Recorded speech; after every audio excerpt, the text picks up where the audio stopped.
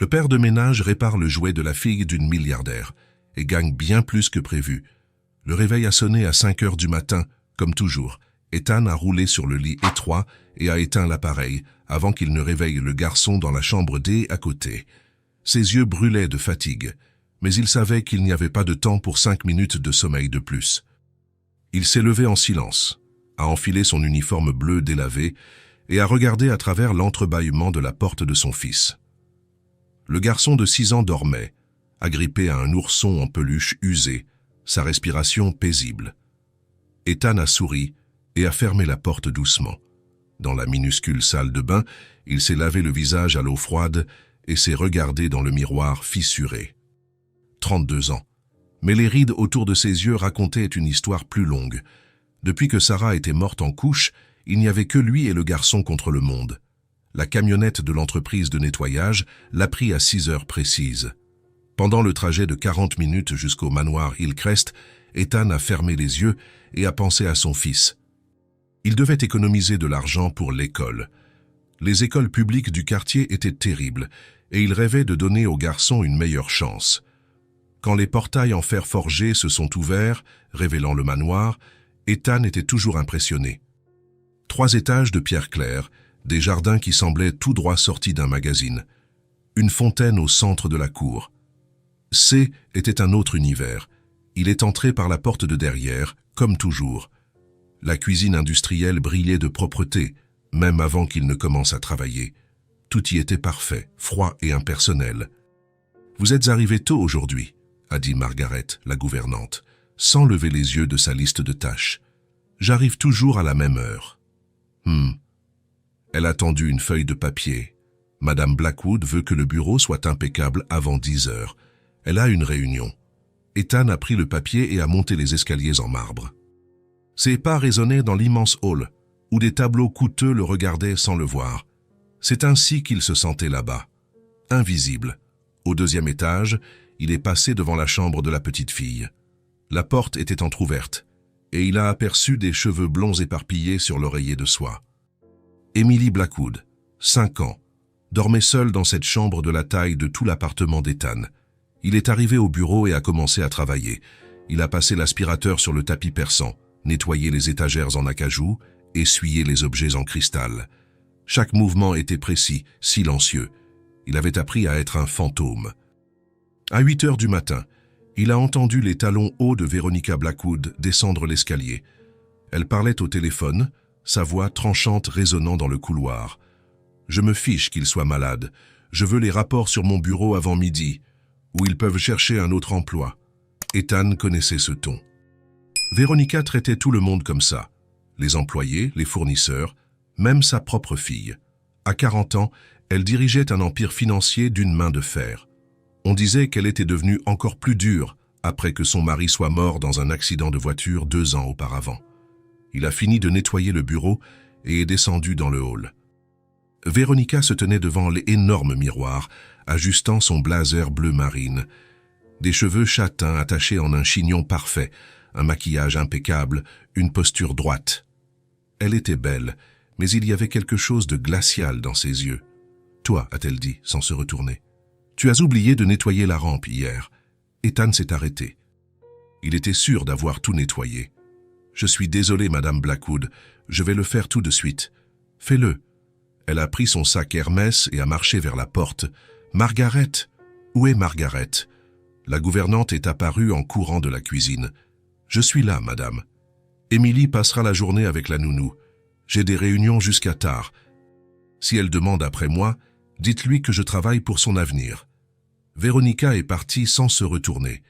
Le son de la Porsche S éloignant sur la route a rendu le manoir encore plus silencieux. Margaret a soupiré et a secoué la tête. « Cet enfant, » a-t-elle murmuré avant de retourner à la cuisine. Ethan est monté pour nettoyer la rampe qui était déjà propre. Quand il est arrivé au 2e étage, il a entendu une petite voix faible venant de la chambre d'Emily. « Maman, maman, tu es déjà partie ?» Il s'est arrêté devant la porte entr'ouverte. La petite fille était assise sur le lit, les cheveux blonds en bataille, les yeux bleu clair cherchant quelqu'un qui n'était pas là. « Papa, tu n'es pas là non plus. » Sa voix n'était qu'un murmure chargé d'une tristesse qu'aucun enfant de 5 ans ne devrait connaître. Ethan a senti sa poitrine se serrer. Il s'est souvenu de son propre fils se réveillant seul tant de matins, attendant que son père revienne du travail. Emily est sortie de la chambre en chemise de nuit et pantoufles roses. Ses pieds nus ont fait un petit bruit sur le marbre froid alors qu'elle descendait l'escalier, une poupée de porcelaine serrée contre sa poitrine. « Margaret ?» a-t-elle appelé, la voix résonnant dans le hall vide. « Je suis dans la cuisine, chérie », a crié la gouvernante. Mais Emily n'est pas allée à la cuisine. Au lieu de cela, elle s'est assise sur la dernière marche de l'escalier et a serré la poupée fort. Elle est restée là, trop petite dans cet immense espace, attendant une attention qui ne viendrait pas. Ethan a observé la scène de loin et a reconnu quelque chose de familier. C'était la même solitude qu'il voyait sur le visage de son fils quand il pensait que personne ne le regardait. La différence était que son garçon avait peu, mais il avait de l'amour. Emily avait tout, sauf ce dont elle avait le plus besoin. La matinée a passé lentement. Ethan a nettoyé des chambres vides, des couloirs silencieux, des salles de bain que personne n'utilisait. De temps en temps, il croisait Emily errant dans la maison comme une âme perdue. Elle saluait les employés poliment, mais personne ne s'arrêtait pour parler. Tout le monde avait peur de Véronica. À l'heure du déjeuner, il s'est assis sur les marches de la cuisine et a mangé le sandwich qu'il avait apporté de chez lui. À travers la fenêtre, il a vu Emily dans le jardin, jouant seule près de la fontaine. Elle faisait marcher sa poupée sur le bord en marbre, inventant des conversations qu'elle seule pouvait entendre. « Ce n'est pas juste », a murmuré Margaret, apparaissant à côté de lui avec une tasse de café. « Une enfant ne devrait pas grandir comme ça. »« Comment ça ?»« Comme un fantôme dans sa propre maison. » Elle a bu une gorgée de son café. Sa mère n'apparaît que pour la gronder ou pour des photos dans des magazines. La petite fille passe la journée à parler seule. Ethan a continué à observer Emily. Elle avait cessé de jouer et regardait simplement l'eau de la fontaine, les épaules tombantes. Et son père? Comment était-il? Charles était différent. Il adorait sa fille. Il jouait avec elle, lui racontait des histoires, l'emmenait en balade. Quand il est mort, c'est comme si la lumière S était éteinte dans cette maison. Et Véronica, elle s'est plongée dans le travail. Je suppose que c'est sa façon de gérer la douleur, mais elle a oublié que sa fille aussi a perdu son père. Dans l'après-midi, alors qu'il passait l'aspirateur sur le tapis du salon, Ethan a entendu Emily essayer de parler à la nounou. « Claire, tu peux jouer avec moi? Je suis occupée, chérie. Va dessiner un peu. Mais je veux jouer avec quelqu'un. Dessine quelque chose de beau pour ta mère. » Emily est restée silencieuse un instant.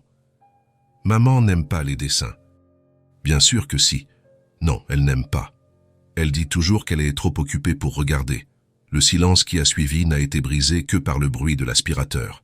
Ethan a éteint l'appareil et a fait semblant de régler quelque chose. « Alors dessine pour moi, » a dit Claire, sans grand enthousiasme. « D'accord. » Les petits pas d'Emily se sont éloignés, et Ethan a repris le travail. Mais il ne pouvait s'empêcher de penser à la petite fille. À la maison, son fils se plaignait parfois qu'il travaillait trop, mais au moins, il savait qu'il était aimé. Emily vivait dans un palais, mais elle était orpheline émotionnelle. La journée s'est terminée comme toujours. Ethan a rangé le matériel, s'est changé et a attendu la camionnette à la porte de derrière. Quand il est passé par le jardin, il a vu Emily encore assise près de la fontaine, maintenant avec un bloc de dessin sur ses genoux. Pendant une seconde, leurs yeux se sont croisés. Elle l'a regardé avec curiosité, se demandant peut-être qui était cet homme en uniforme bleu. Il a fait un signe de tête discret, et quelque chose qui ressemblait à un sourire a traversé le visage de la petite fille. Puis, la camionnette est arrivée, et Ethan est parti, emportant avec lui l'image d'une petite fille blonde perdue dans un monde de marbre froid. Sur le chemin du retour, il a regardé par la fenêtre et a pensé à son fils. Il allait bientôt serrer le garçon dans ses bras, écouter sa journée, l'aider avec ses devoirs. Il n'avait pas grand-chose, mais ils savaient l'un l'autre. Emily avait tout ce que l'argent pouvait acheter, mais rien de ce qui comptait vraiment. Et peut-être, juste peut-être, il pouvait faire quelque chose à ce sujet, même s'il était invisible. Le lendemain matin, Ethan est arrivé au manoir avec sa routine habituelle. Petit déjeuner rapide à la maison, baiser sur le front de son fils encore endormi, camionnette à 6 heures précises. Mais cette fois, quelque chose avait changé en lui. L'image de la petite fille blonde assise seule près de la fontaine ne sortait pas de sa tête. Margaret l'a salué d'un signe de tête distrait et lui a remis la liste des tâches, bureau, salle à manger, chambre d'amis. La routine habituelle. Mais Ethan s'est surpris à regarder par la fenêtre plusieurs fois, cherchant Emily dans le jardin. Elle est apparue vers 9 heures du matin, toujours en pyjama et pantoufles. Elle portait la même poupée de porcelaine que la veille et un panier en osier qui semblait trop grand pour ses petites mains. Ethan a mis l'aspirateur en pause pour mieux observer. Emily s'est assise sur l'herbe près de la fontaine et a sorti quelque chose du panier. Des feuilles mortes, des pétales de fleurs, des petites pierres colorées. Elle a commencé à les arranger en petits tas, comme si elle organisait un jeu élaboré. « Maintenant, vous allez dîner », a-t-elle dit à la poupée, faisant semblant de servir des feuilles dans une assiette invisible. « Mais tu dois tout manger, sinon maman sera en colère. » Sa voix est parvenue à Ethan à travers la fenêtre ouverte. Il y avait quelque chose de triste dans la façon dont elle jouait, imitant une vie qu'elle n'avait pas. « Tu ne vas pas manger, papa ?» a continué Emily, regardant un espace vide à côté d'elle. « Ah, tu travailles encore. C'est bon, j'attends. » Ethan a senti sa poitrine se serrer. La petite fille jouait à la famille, mais une famille où les parents n'étaient jamais présents. Il a éteint l'aspirateur et a décidé de finir le nettoyage plus tard. Il est descendu les escaliers silencieusement et est sorti dans le jardin par la porte de derrière. Emily ne l'a pas vu arriver. Elle était trop occupée à construire de petites maisons avec des feuilles et à raconter une histoire à la poupée. « Il était une fois une princesse qui vivait seule dans un très grand château », a-t-elle murmuré. Elle avait tout ce qu'elle voulait, mais elle était toujours triste parce qu'elle n'avait personne pour jouer. Ethan s'est approché doucement, faisant suffisamment de bruit pour ne pas l'effrayer. Emily a levé ses yeux clairs et l'a vu debout à quelques mètres de distance. Immédiatement, elle a serré la poupée contre sa poitrine, comme si C était un bouclier. « Salut », a-t-il dit, de la voix la plus douce possible. « Salut », a-t-elle répondu, presque en chuchotant. « Je peux te demander ce que tu construis là ?» Emily a regardé les tas de feuilles, puis lui. « C'est une ville, pour Bella. Elle a levé la poupée. Elle n'aime pas être seule. Bella est un joli nom. » Ethan s'est accroupi, se mettant à sa hauteur. « Mon fils a un ourson qui s'appelle Bruno.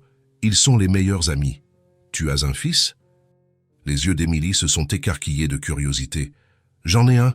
Il a 6 ans, juste un tout petit peu plus vieux que toi. »« Il est comment ?» Ethan a souri.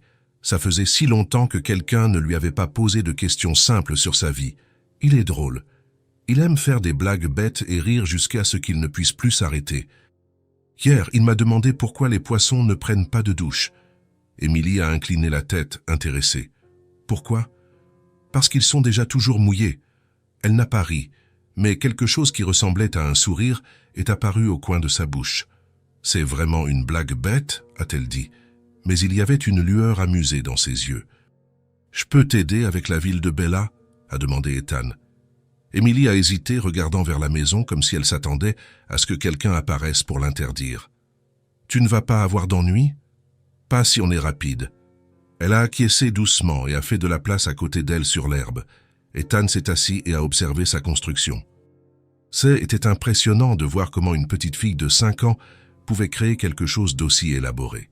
« Ici, c'est la maison de Bella », a expliqué Emily, pointant un tas de feuilles rouges. « Et ici, c'est là où elle travaille.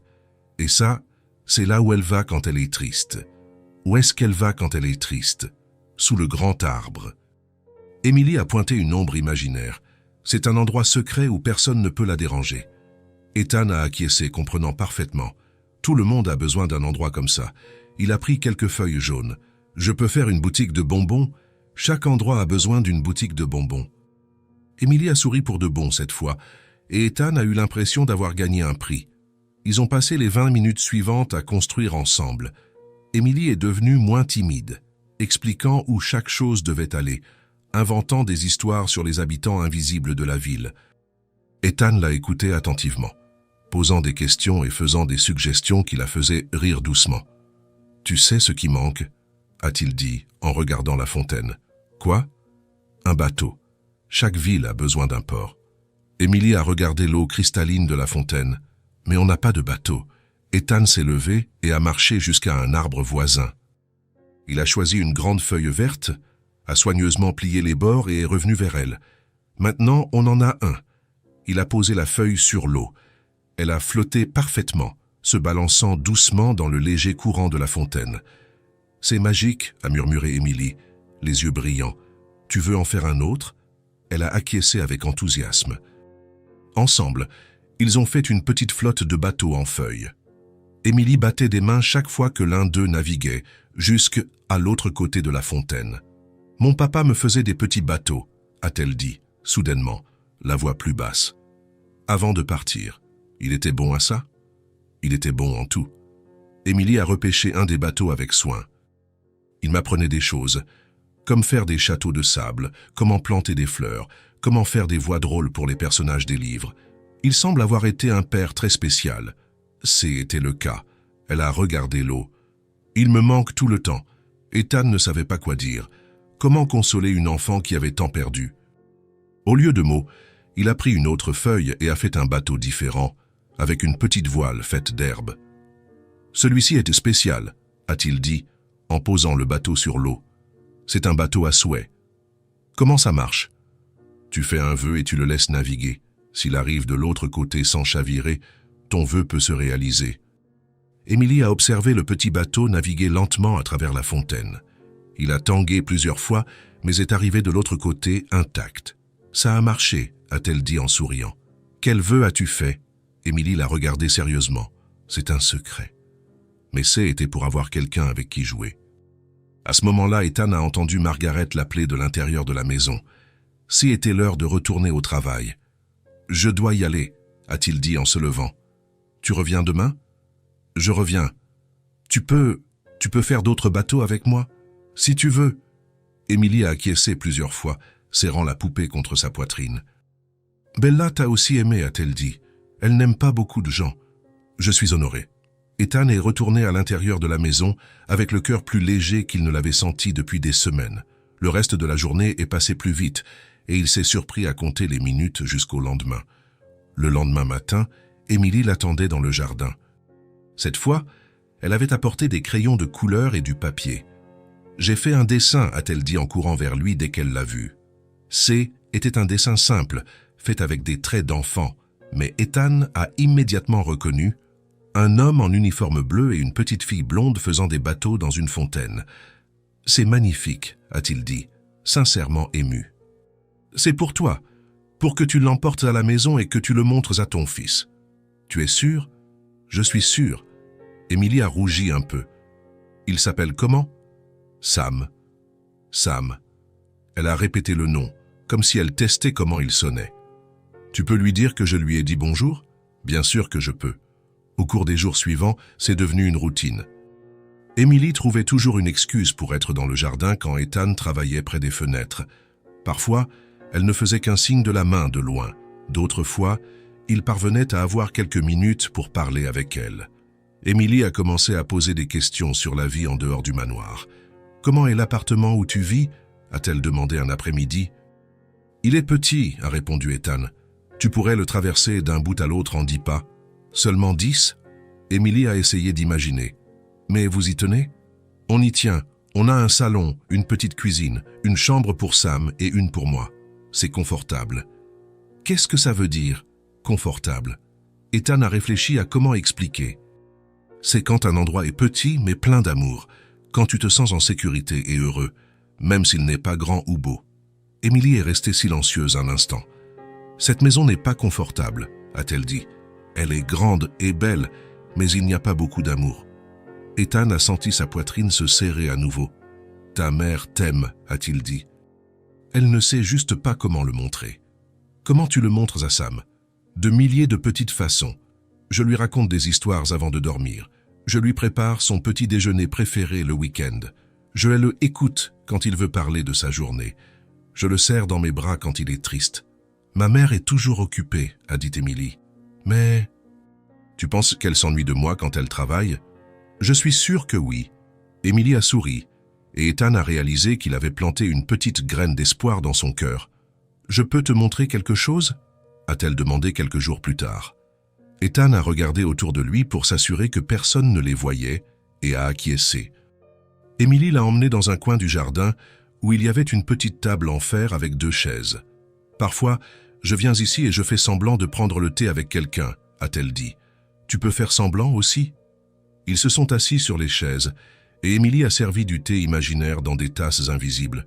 « Comment est le thé ?» a-t-elle demandé. « Délicieux. Le meilleur que j'ai jamais bu. » Elle a ri, un son cristallin qui a fait sourire Ethan aussi. « Sam aimerait prendre le thé avec moi ?» a demandé Émilie. « Je pense qu'il adorerait, mais il préférerait peut-être du chocolat chaud. » « J'aime aussi le chocolat chaud. » Émilie a fait semblant de boire dans sa tasse. « Vous pouvez venir prendre du chocolat chaud avec moi un jour ?» Ethan a hésité. Il savait que ça ne pourrait jamais arriver. Véronica ne le permettrait jamais. « Ce serait très bien, a-t-il dit, sans mentir. Mais parfois, les choses sont compliquées entre les grandes personnes. À cause de l'argent ? La question l'a surpris. « Pourquoi penses-tu ça ? Margaret dit toujours que les gens sont différents à cause de l'argent. Que certains ont beaucoup et d'autres ont peu, et que ça les empêche d'être amis. » Ethan s'est accroupi pour se mettre à sa hauteur. « Tu sais ce que je pense ? Je pense que le cœur des gens est pareil, peu importe l'argent qu'ils ont. Ce qui compte, c'est s'ils sont gentils. »« Tu es gentil, » a dit Émilie. « Et Sam doit l'être aussi, parce que tu lui as appris. »« Tu es gentille aussi, Émilie, très gentille. » Elle a rougi et a serré la poupée dans ses bras. « Je peux te raconter un secret ?» a-t-elle chuchoté. « Bien sûr. Parfois, quand je suis seule, je fais semblant que toi et Sam vivez ici avec moi, qu'on prend le petit déjeuner ensemble et qu'on joue dans le jardin. Et que tu me racontes des histoires avant de dormir, comme tu le fais pour lui. » Ethan a senti ses yeux s'embuer, mais a réussi à sourire. « C'est un très beau secret. Tu ne le diras à personne ? » « Jamais. » Émilie a souri et a recommencé à servir du thé imaginaire. Et à ce moment-là, assis dans ce coin secret du jardin, ils n'étaient plus le nettoyeur invisible et la petite fille solitaire. Ils étaient juste 2 amis partageant un moment de bonheur simple. Un lien était né, silencieux et précieux, grandissant comme une fleur au milieu de la froideur de ce manoir. Ça faisait déjà 2 semaines qu'Ethan et Émilie avaient créé leur petite routine secrète. Chaque matin, après que Véronica partait travailler, la petite fille apparaissait dans le jardin avec une nouveauté à montrer. Un nouveau dessin, une fleur qu'elle avait trouvée, ou simplement l'envie de faire d'autres bateaux en feuilles dans la fontaine. Ce jeudi-là, Émilie était différente, plus silencieuse que d'habitude, serrant quelque chose contre sa poitrine alors qu'elle marchait vers le coin secret où il se retrouvait toujours. « Salut, Émilie !» a dit Ethan, essuyant ses mains avec son chiffon de nettoyage. « Ça va ?» Elle a acquiescé, mais ses yeux clairs semblaient chargés d'une tristesse familière. C'était le même regard qu'il voyait sur son propre fils quand Sam s'ennuyait de la mère qu'il n'avait jamais connue. « J'ai apporté quelque chose à te montrer, » a-t-elle dit, la voix basse. « Mais c'est très spécial. Tu promets d'en prendre bien soin ?»« Je le promets. » Émilie s'est assise sur l'herbe et, doucement, a révélé ce qu'elle cachait. C'était un petit cheval en bois, assez petit pour tenir dans ses paumes. Le bois avait une couleur dorée, polie par le temps et les caresses. La crinière était faite d'un fil brun clair, et il y avait de petits détails sculptés sur les pattes et le museau. « C'est Thunder », a-t-elle dit, tenant le jouet avec le soin de quelqu'un qui porte quelque chose de précieux. « Mon papa l'a fait pour moi. » Ethan s'est assis à côté d'elle, impressionné par la beauté du travail. Même s'il était simple, on pouvait voir qu'il avait été fait avec amour et dévouement. Il a fait ça tout seul. Oui. Émilie a passé ses doigts dans la crinière du petit cheval. Il faisait toujours des choses pour moi. Il disait que les meilleures choses ne s'achètent pas. Elles se font avec ses propres mains. Elle a posé le petit cheval sur l'herbe entre eux, comme si elle présentait un ami. Papa travaillait beaucoup, comme toi. Mais le week-end, on jouait ensemble. Thunder était notre jeu préféré. Comment vous jouiez ? Le visage d'Émilie s'est illuminé. Et pour la première fois depuis qu'Ethan la connaissait, elle a semblé vraiment heureuse. Papa faisait des voix différentes pour lui. Elle a pris le petit cheval et l'a fait galoper dans l'air. Thunder était très courageux et fort, mais il était aussi gentil. Il sauvait des princesses, aidait d'autres animaux de la forêt et revenait toujours à la maison à l'heure du dîner. Émilie a commencé à jouer, bougeant le petit cheval avec une grâce naturelle. « Regarde, Émilie. » Il parlait comme ça. Elle a changé sa voix, essayant d'imiter son père. Thunder est revenu d'une aventure très importante. Il a sauvé un petit oiseau qui était tombé de son nid. Ethan a souri, parvenant à imaginer la scène, père et fille sur le sol du salon, créant des mondes entiers avec un simple jouet en bois. Et ensuite, qu'est-ce qui se passait après? Et là, je demandais, comment il a fait pour le sauver? Et papa inventait toute l'histoire. Émilie a fait courir le petit cheval sur l'herbe. Parfois, Thunder devait traverser des rivières dangereuses, ou monter des montagnes très hautes, ou affronter des dragons méchants. Et il y arrivait toujours? Toujours. Émilie a acquiescé avec certitude, parce que papa disait que quand tu fais les choses par amour, tu trouves toujours un moyen. Ethan a senti un nœud dans sa gorge. Il pouvait voir Charles Blackwood dans ses mots, un père qui, malgré toute sa richesse, avait compris ce qui importait vraiment. « Tu sais quelle était mon histoire préférée ?» a continué Émilie. « Laquelle ?» L'histoire de quand Thunder a trouvé une famille de petits chevaux perdus dans la forêt. Elle a tenu le jouet avec tendresse. Ils avaient peur et faim, et Thunder a partagé sa nourriture avec eux. Papa disait que cette histoire parlait de l'importance de prendre soin les uns des autres. Émilie a cessé de jouer un instant, le regard lointain. Après que papa est parti, j'ai continué à jouer avec Thunder. Mais ce n'est pas la même chose. Je ne sais pas inventer des histoires comme lui. Je suis sûr que si. Non. Elle a secoué la tête. J'essaie, mais je suis triste parce qu'il n'est pas là pour écouter. Ethan a tendu la main doucement, et Émilie a mis le petit cheval dans sa paume. Il était étonnamment lourd pour sa taille, fait d'un bois noble qui avait été travaillé avec soin. Il pouvait sentir l'amour dans chaque détail, les bords arrondis pour ne pas blesser les petites mains de sa fille, les proportions parfaites pour qu'un enfant puisse le tenir, le fini lisse qui venait de longues heures de soins. « Ton père était très talentueux », a-t-il dit en lui rendant le jouet. « Papa était bon en tout. » Émilie a serré Thunder contre sa poitrine. Il m'apprenait à planter des fleurs, à faire des dessins, à lire des histoires avec des voix différentes. Et chaque soir, avant de dormir, il posait Thunder sur la petite table à côté de mon lit et disait « Thunder va prendre soin de toi pendant que je ne suis pas là. » Et il en prend soin? Oui. Émilie a souri tristement. Quand je fais des cauchemars, je le serre très fort et je me souviens de la voix de papa qui me dit que tout ira bien. Ethan a dû ravaler un nœud dans sa gorge. Il a pensé à son propre fils, à la façon dont Sam serrait son ourson en peluche dans les moments difficiles. Certains objets portaient plus que du bois ou du tissu. Et ils portèrent de l'amour, de la mémoire, la présence de ceux qui sont partis. « Je peux te raconter un secret ?» a chuchoté Émilie. « Bien sûr. Parfois, je parle avec Thunder et je fais semblant que c'est papa qui me parle. » Elle a rougi. « C'est stupide. Je sais qu'il ne peut pas vraiment parler, mais... » « Ce n'est pas stupide, » a interrompu Ethan, doucement. « C'est une façon de garder ton père près de toi. C'est vrai ?» Ses yeux se sont illuminés. Margaret a dit que C était une chose de petite fille stupide. Margaret a tort. Ethan a parlé avec fermeté. Quand on aime quelqu'un très fort, une partie de cette personne reste toujours avec nous. Thunder est une façon pour ton père de continuer à prendre soin de toi. Émilie a serré le petit cheval encore plus fort. Tu penses que papa sait que je continue à jouer avec Thunder? Je suis sûr qu'il le sait. Et je parie qu'il est heureux de voir que tu prends si bien soin du cadeau qu'il t'a fait. J'en prends vraiment soin. Émilie a regardé le jouet.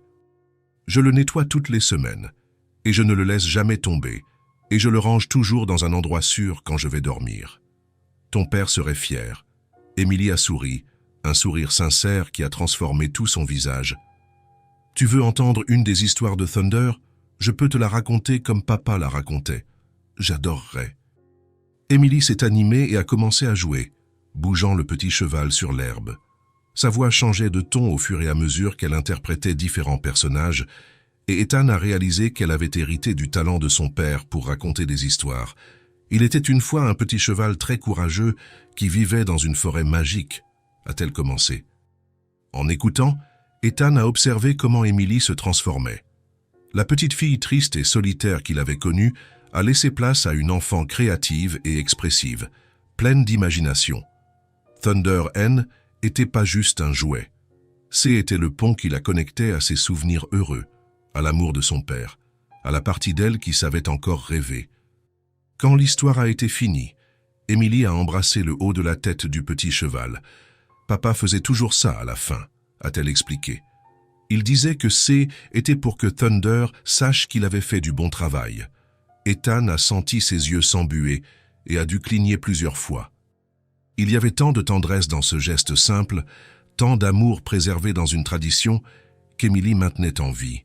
« Merci de m'avoir fait découvrir Thunder », a-t-il dit, la voix un peu rauque. « C était un honneur de le connaître. Tu es la première personne à qui je le montre. » Emily a tenu le petit cheval des deux mains. Même maman ne connaît pas les histoires. Elle ne demande jamais. Peut-être qu'un jour tu pourras les lui raconter aussi. Peut-être. Emily s'est levée et a rangé Thunder avec soin dans la poche de sa robe. Maintenant, il a besoin de se reposer. Papa disait toujours que même les héros ont besoin de dormir. Alors qu'Emily retournait à la maison, Ethan est resté assis sur l'herbe pendant quelques minutes de plus. Il venait de voir quelque chose de sacré. Une petite fille partageant son bien le plus précieux, le dernier morceau tangible du père qu'elle aimait tant. Thunder N n'était pas juste un petit cheval en bois. Il était l'espoir, il était la mémoire, il était l'amour qui avait survécu à la mort et au temps. Ça, c'était le trésor le plus précieux qu'Emily possédait, et elle lui avait fait suffisamment confiance pour le partager. Ethan ne s'était jamais senti plus honoré par cette confiance. La journée a commencé comme n'importe quelle autre. Emily est apparue dans le jardin juste après que Veronica soit partie travailler, apportant Thunder dans la poche de sa robe jaune.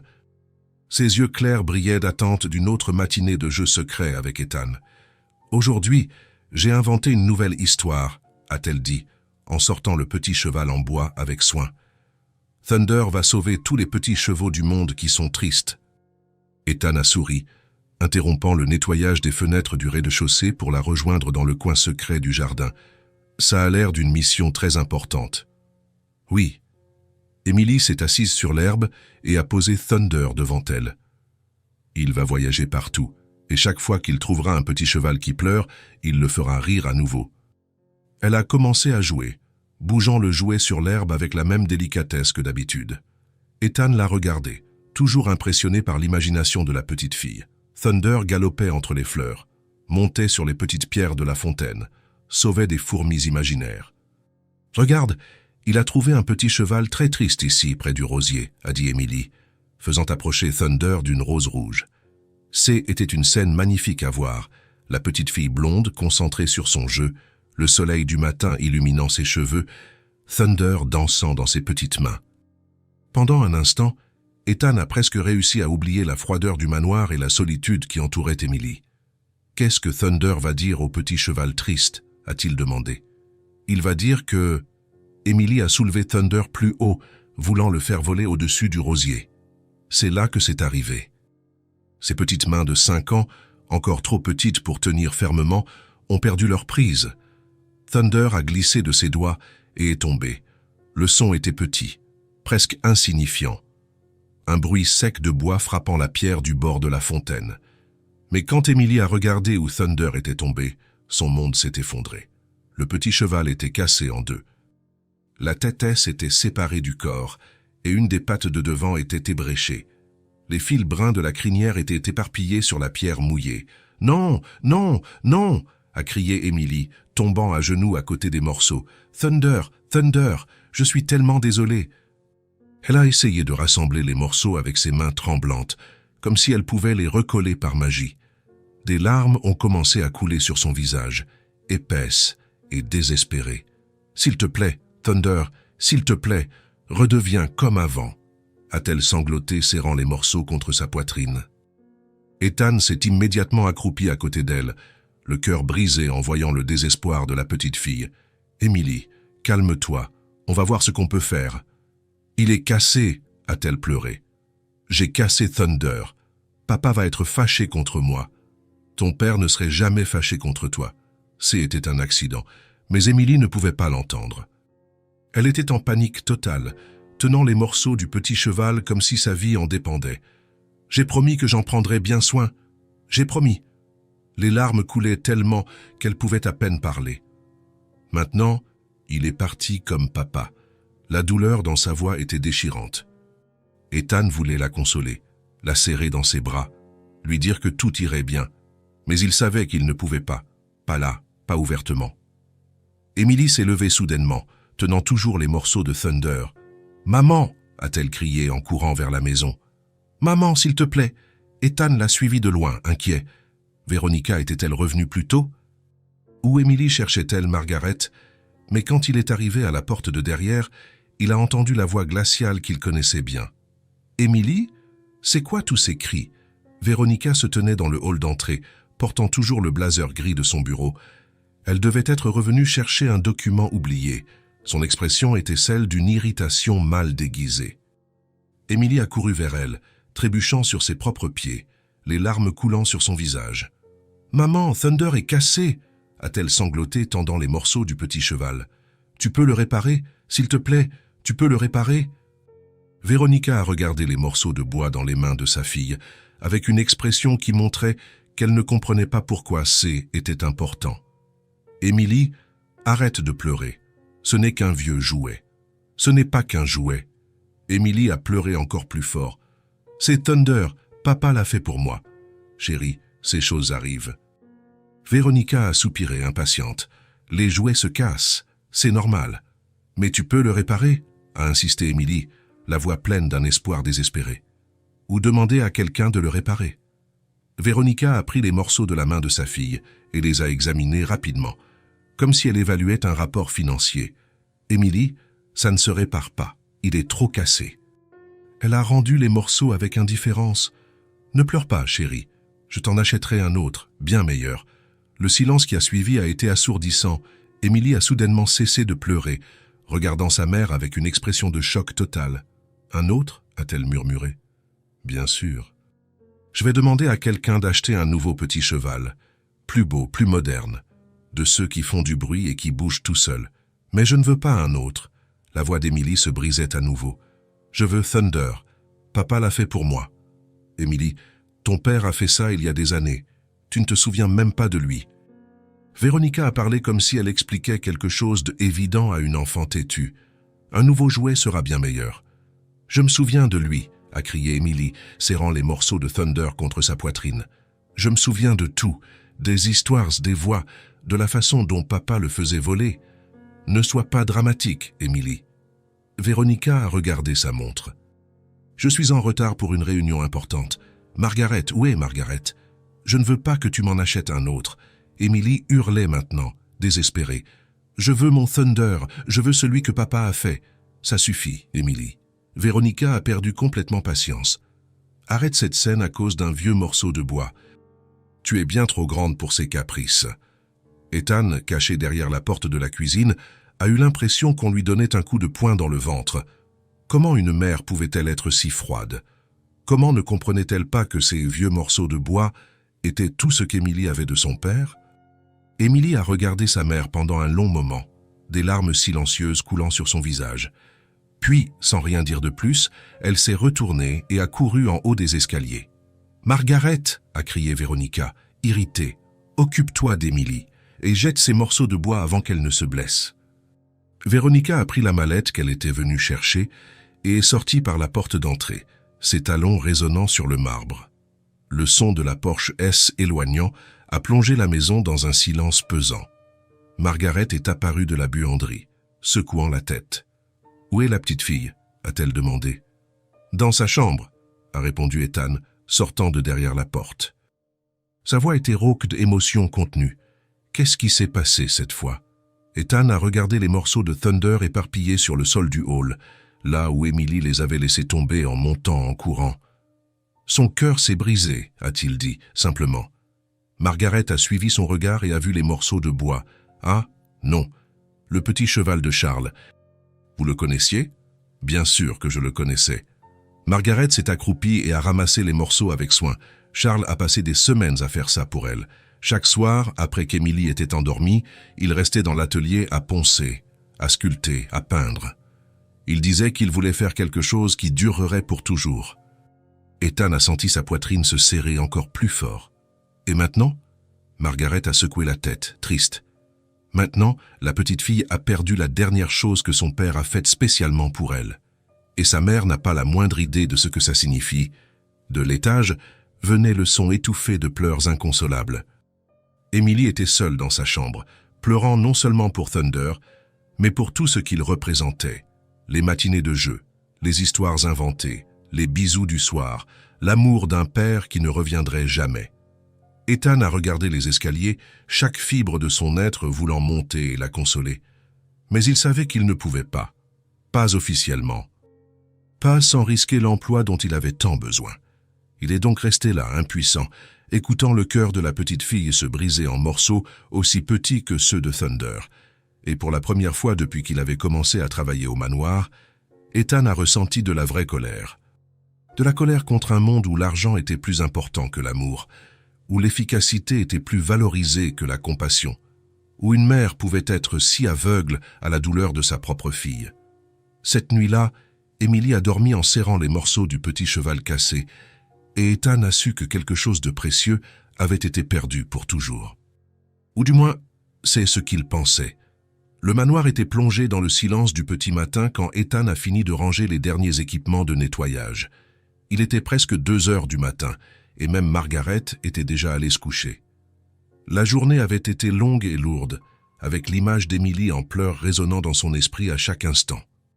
Avant de sortir par la porte de derrière, Ethan s'est arrêté dans le hall d'entrée. Là, sur le sol en marbre où Emily les avait laissés tomber, se trouvaient les morceaux de Thunder. Margaret avait tout ramassé avec soin et les avait mis dans une petite boîte à chaussures à côté de la table du téléphone. Ethan a regardé autour de lui, s'assurant qu'il était complètement seul. Puis, silencieusement, il a pris la petite boîte et l'a cachée sous son manteau. La camionnette de l'entreprise était partie il y a des heures. Ethan allait marcher jusqu'à l'arrêt de bus le plus proche, comme il le faisait les rares fois où il ratait le transport. Mais cette fois, la longue marche dans le froid du petit matin ne le dérangeait pas. Pendant tout le trajet de retour à la maison, il a tenu la petite boîte avec soin, comme s'il transportait quelque chose de sacré. Et d'une certaine manière, C.E. était exactement ça. Il est arrivé au petit appartement à 3h30 du matin. Sam dormait profondément, l'ourson Bruno serré contre sa poitrine. Ethan a donné un baiser silencieux sur le front de son fils et est allé à la cuisine. Il a allumé seulement la petite lampe sur la table et a ouvert la petite boîte. Les morceaux de Thunder étaient tous là, la tête séparée du corps, la patte de devant ébréchée, les fils de la crinière éparpillés. Il semblait impossible que ça redevienne le petit cheval qu'Emily aimait tant. Mais Ethan avait appris certaines choses dans la vie. Son propre père avait été menuisier avant de mourir, et il avait grandi en voyant le bois se transformer en beaux objets avec patience et dévouement. Peut-être qu'il pouvait faire quelque chose. Il a cherché dans le tiroir à outils qu'il gardait pour les petites réparations de l'appartement. De la colle à bois, du papier de verre fin, un petit cutter, quelques pinceaux qui restaient de quand il avait peint la chambre de Sam. Ce n'était pas grand-chose, mais peut-être que ce serait suffisant. Ethan a commencé par examiner chaque pièce avec soin. La cassure était nette au niveau du cou, ce qui faciliterait le collage. La patte de devant était ébréchée, mais pas complètement cassée. Les fils de la crinière étaient intacts, juste lâches. Il a commencé par la partie la plus difficile, réunir à nouveau la tête au corps. Il a mis de la colle sur les 2 surfaces et les a pressées délicatement, les tenant fermement pendant de longues minutes pour s'assurer qu'elles adhèrent bien. En attendant que la colle sèche, il a travaillé sur la pâte ébréchée. Avec le papier de verre fin, il a lissé les bords rugueux de l'éclat, essayant de tout rendre uniforme. Était un travail méticuleux, qui exigeait une concentration totale. Les heures ont passé sans qu'Ethan ne s'en rende compte. À 5 heures du matin, il était encore assis à la table de la cuisine, travaillant sous la faible lumière de la lampe. La colle de la tête avait séché et il a soigneusement testé la solidité de la jointure. Elle semblait solide. Maintenant, venait la partie la plus délicate, remettre la crinière. Chaque fil brun devait être collé individuellement au bon endroit pour que Thunder retrouve la même apparence qu'avant. Ethan a travaillé fil par fil, se souvenant de la façon dont la crinière était quand il avait vu le petit cheval entier pour la première fois. À 6 heures du matin, il a entendu Sam bouger dans la chambre. Bientôt, le garçon apparaîtrait pour le petit déjeuner, et Ethan n'avait pas encore fini. Il a tout rangé rapidement dans un tiroir et a préparé de la bouillie pour son fils, comme si était un matin normal. « Papa, tu as dormi ?» a demandé Sam, se frottant les yeux. « J'ai dormi un peu », a menti Ethan, servant la bouillie dans un bol coloré. « Tu as l'air fatigué. »« Je vais bien. Mange lentement. On n'est pas pressé aujourd'hui. » Après que Sam a fini son petit déjeuner et est retourné dans sa chambre pour jouer, Ethan a repris le travail. Il ne restait que quelques fils de la crinière et les finitions. Avec un petit pinceau, il a passé une fine couche de vernis sur la jointure du cou pour mieux la dissimuler. À 8 heures du matin, Thunder était presque comme neuf. La jointure sur le cou était presque invisible, la patte ébréchée était lisse et uniforme et la crinière brune se balançait doucement comme avant. Ce n'était pas parfait. On pouvait encore voir quelques marques si on regardait de près, mais il était de nouveau entier. Ethan a tenu le petit cheval dans sa paume et a souri pour la première fois en 2 jours. Thunder était de retour. Il a rangé le jouet dans un petit sac et s'est dépêché de se préparer. Il ne pouvait pas être en retard pour le travail, surtout ce jour-là. La camionnette l'a pris à l'heure habituelle. Pendant tout le trajet jusqu'au manoir, Ethan a tenu le sac sur ses genoux, impatient de voir la réaction d'Emily. Il est arrivé au manoir à 7h30, comme toujours. Margaret l'a salué d'un signe de tête distrait, sans remarquer le sac qu'il cachait sous son manteau. Ethan est monté au 2e étage et, avec soin, a posé Thunder sur la petite table à côté du lit d'Emily. Le petit cheval y était parfaitement, comme s'il n'avait jamais bougé. Ethan a jeté un dernier coup d'œil pour s'assurer que tout était en ordre, puis est descendu pour commencer sa journée de travail. Il n'a pas eu à attendre longtemps. À 8h30, il a entendu un cri venant du 2e étage. Mais ce n'était pas un cri de désespoir comme la veille. Était un cri de pure joie. « Thunder, Thunder, tu es revenu !» Les pas d'Emily ont résonné dans le couloir, descendant l'escalier à une vitesse dangereuse.